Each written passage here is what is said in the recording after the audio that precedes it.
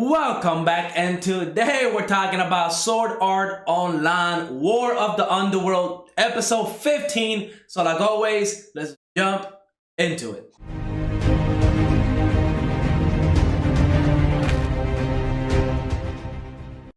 So after the last episode where we got to see Vecta against Berkuli, a great fight, great animation, I kind of knew that this episode was not going to live up to like those hype moments. I felt like this episode was going to come in and kind of slow everything down, give us a little bit of the story, kind of set up the later episodes, and that's exactly what we got in this episode. Of course, I knew that there was no way the Emperor was dead, especially after the last episode where he gave that account to the administrator that's in control right now, telling him to convert his, normal real life account from another game into this world. So yeah, of course the Emperor was going to come back, and that's exactly what we got. But I don't want to talk about that just yet because I do have my theories regarding that. But the rest of the episode, really, it was just setting up the future. I mean, we see that Asuna, Klein, everybody's friend group of Kirito and Asuna, they're definitely being backed into a corner. And obviously, I don't think they're going to win this unless either Kirito comes back OP and just destroys everything,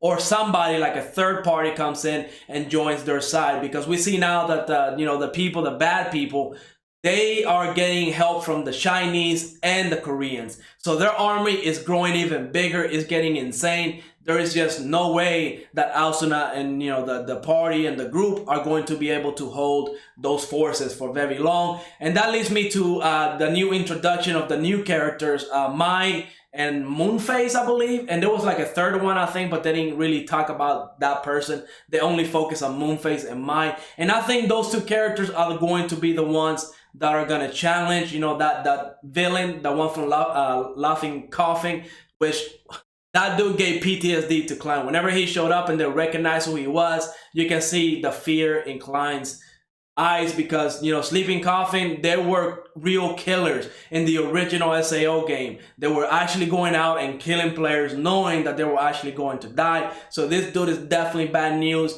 He's probably going to have a very powerful account, so he's definitely going to be a force to be reckoned with. But yeah, I think that Moonface and Mai, they're going to be the ones that are going to either convert their, strong accounts into big powerful accounts in order to help Asuna and them, because I feel like we got a lot of screen time with them. It wasn't really too long. I think it was like about 3 minutes, but I feel like those characters are going to be a huge factor. I mean, they are already questioning why the administrators are not just shutting off the servers and getting control back, because they're using the fake story that the servers were hacked by the Japanese and they have to push them back and stuff like that, when in reality, in that scenario, they would just shut off the servers and move on, get control back. But that's not what they're doing. So I think Moonface and Mai, they're definitely going to figure what's going on out, and they're going to join Asuna and the team, and they're going to, bring the balance back, at least until Kirito wakes up, which I think is going to happen in the next 2 or 3 episodes. I don't quite think it's going to happen in the next one. I mean, we got that betrayal from that one skinny guy that was going to the server room along with Higa. I forgot his name. I don't even want to know his name.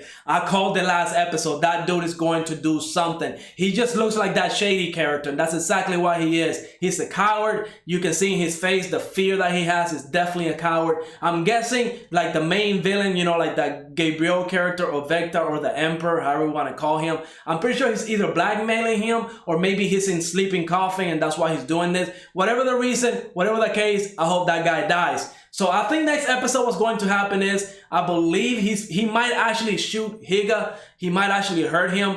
But in the progress, I think Higa's gonna release, the memories, the floodlight or whatever, to restore Kirito. And maybe 2 episodes from now, we'll get to see him come back, and that will be amazing. But now, the biggest moment, and definitely the one thing I want to talk most about, is the Emperor coming back. We see that Shinon was camping. She was waiting on the spot where he was supposed to come back. And once he did, we see that Shinon actually recognizes him and she looks worried. So that tells me that he's either a very, very recognizable person from Gun Gale Online. Shinon is a very powerful character in there. She's a very popular player in that game.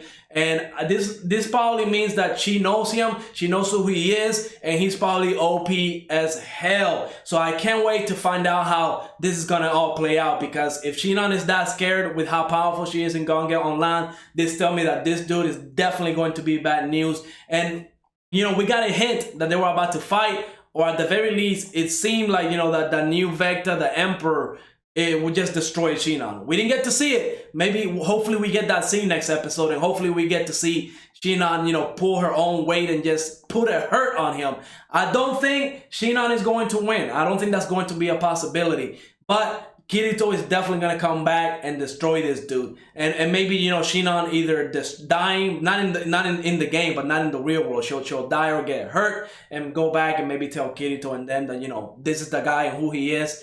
Yeah, it was a good episode. Definitely a big setup. I can't wait till the next one, because I think from now on, this is where everything is going to kick into gear. And I can't wait till Kirito comes back, because that is going to just be insane. But yeah, let me just remind you that we do have a Discord now. The link is going to be down in the description. And of course, it's Saturday, so we are going to be streaming Ghost of Tsushima later tonight at 10 p.m. Eastern over on my Twitch. So that's definitely going to be a good time. Make sure to come in and hang out. But yeah, like always, let me know what you thought of this episode. Go ahead, leave a like, subscribe, and I will see you on the next episode.